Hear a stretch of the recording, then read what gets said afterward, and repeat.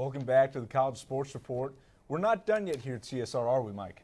We never sleep when there's a game being played. And there was a soccer match in Hayward where the Las Positas Hawks had to take the dreaded 580 to 238 to 880 commute to play their game against the Chabot Gladiators. To the pitch we go, where the wind was definitely a factor in today's game.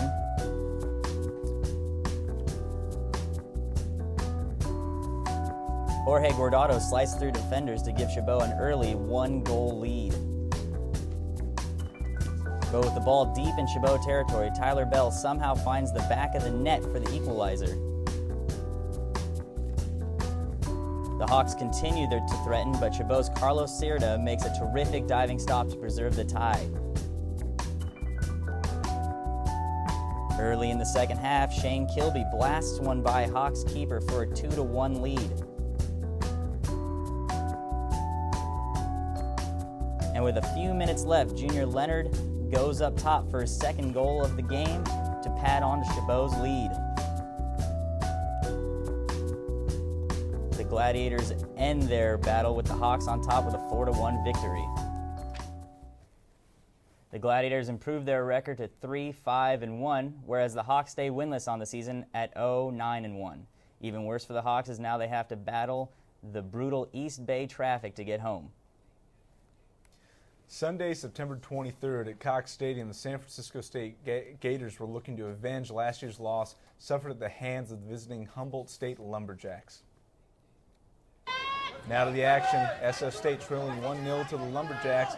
Benno Nagel throws it in. Case Preston assists Araya Berhane with a diving header to make the game 1-1. Berhane being congratulated by his teammates at midfield at the 52nd minute mark of in the first half. There'd be little time to celebrate, though, as Humboldt would strike back and go ahead 2-2 off another impressive header, this time by Trell Manglin at the 58-minute mark. But the SF State Gators would come right back. This time they would make it 2-2 off a corner kick from Benno Nagel here.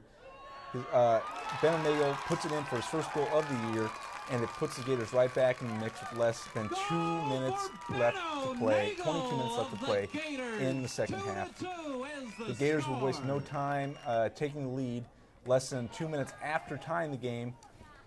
Sean Granger with the attempt here, trying to put the Gators ahead, but Dylan Glass is right there to win the game for the Gators, playing to the crowd here at the 69-minute and 58-second mark in the second half.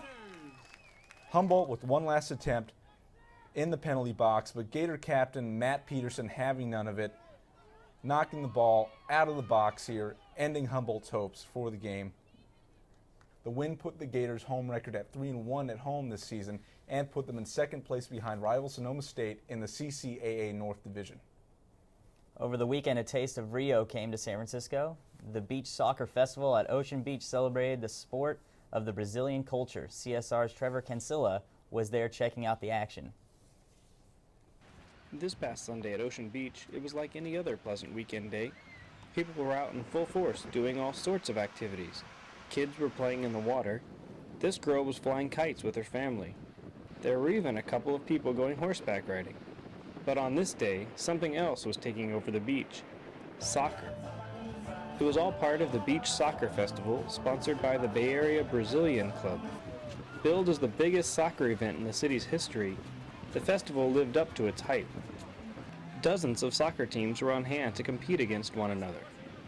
But this form of soccer varies from the traditional one that Americans have known to learn. Beach soccer was created 2 decades ago on the beaches of Rio de Janeiro, Brazil. Unlike traditional soccer, each team has only 5 players in the match at one time, each of whom plays barefoot. Instead of a field, teams compete on a rectangular pitch, which measures roughly 40 yards by 30 yards. These small dimensions make the game much more fast-paced and higher scoring, which makes it even more exciting for the spectators on the sideline. Playing on sand instead of grass makes the game more unpredictable, so players must always be on their toes. After the soccer matches began to end, the party was not over. Young children took over the pitches as they organized games among themselves. But this festival was not simply about the beach soccer.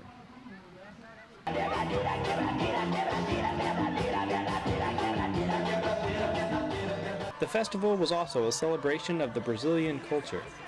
The event brought out a large contingent of the Brazilian population in the Bay Area.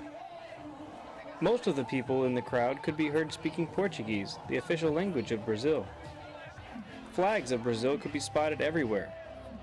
The country was well represented by this tent, sporting Brazil's official national colors of green and blue. Even the advertisements on the outside of it were translated into Portuguese. Just above the beach near the Great Highway, an enthusiastic crowd came ready to party, and they were not disappointed. DJs blasted 30,000 watts of Brazilian music across the beach, and everyone responded by breaking out into various forms of Brazilian dance.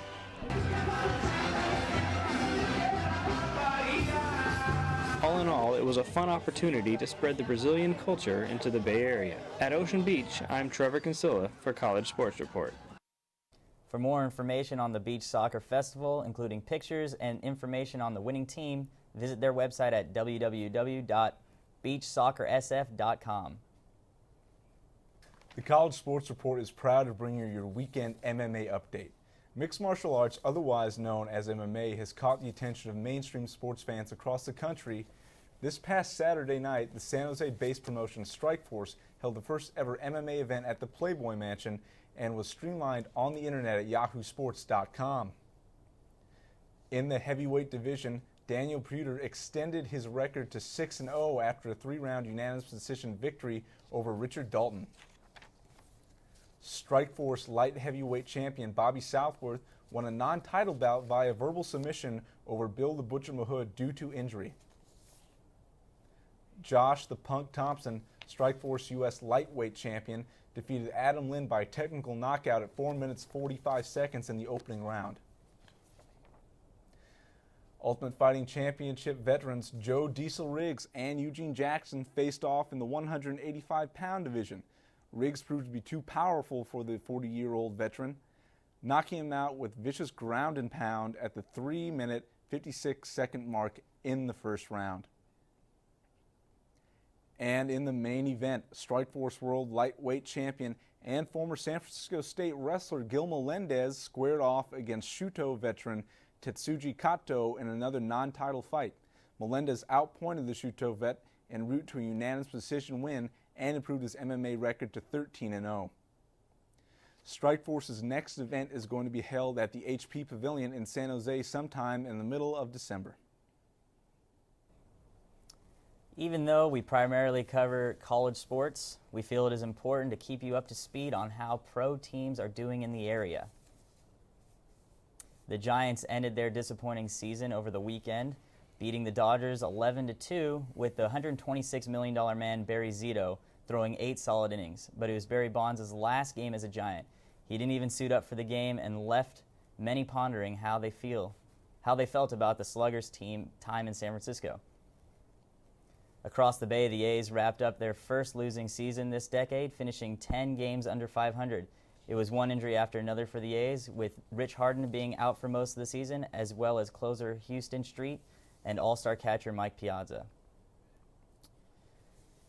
The news doesn't get much better if you're a 49er fan. Alex Smith has been diagnosed with a separated shoulder and is considering season-ending surgery. The Niners jumped off to a 2-0 start, beating division rivals Arizona and the St. Louis, but have dropped their last two to the Steelers and Seahawks. The Raiders, on the other hand, have begun a winning streak of 2 and have equaled their total number of victories from last year. Dante Culpepper got his first start of the season for injured Josh McCown and made the most of it, scoring 5 touchdowns against Miami this past Sunday. The Sharks open up their season against the Oilers on Thursday, and San Jose looks to continue their success in the Western Conference, and they have a lot to look forward to with Joe Thornton leading the way. That is this Pro Sports Update. When we return, we'll have the highlights of the CCSF and Chabot football game. And find out how many goals CCSF scored against Mission when we get back.